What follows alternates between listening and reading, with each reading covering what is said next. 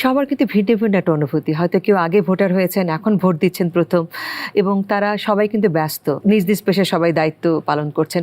তো আপনার কি মনে হয় এই যে আমাদের ভবিষ্যৎ প্রতিনিধি নির্বাচনের ক্ষেত্রে এই পেশাজীবী মানুষদের আমরা দায়বদ্ধতা বলি বা যেটাই বলি দায়িত্বশীল বলি, কতটুকু প্রভাব ফেলতে পারে?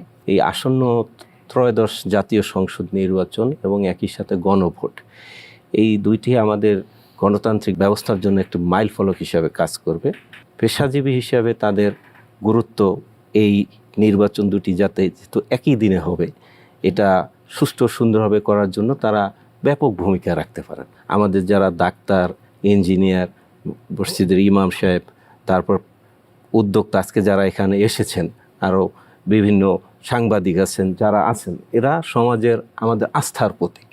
সুতরাং ওনারা যদি ওনাদের যার যার জায়গা থেকে ভূমিকা রাখেন, যে আমাদের যেমন নির্বাচন প্রক্রিয়াটা সম্পর্কে কিংবা ভোটারদেরকে সচেতন করার ব্যাপারে ভূমিকা রাখেন, তারপর এখন জানেন যে একটা মিস ইনফরমেশন, ডিসইনফরমেশন, তারপর আপনার যেটাকে আমরা ভুয়া তথ্য কিংবা অপতথ্য বলি, এই বিষয়গুলি যদি ওনারা এনকাউন্টার করেন, যে যেটা প্রকৃত সত্য সেটা যদি জাতির কাছে তুলে ধরেন, সেটাও কিন্তু একটা বিরাট গুরুত্বপূর্ণ ভূমিকা রাখবে।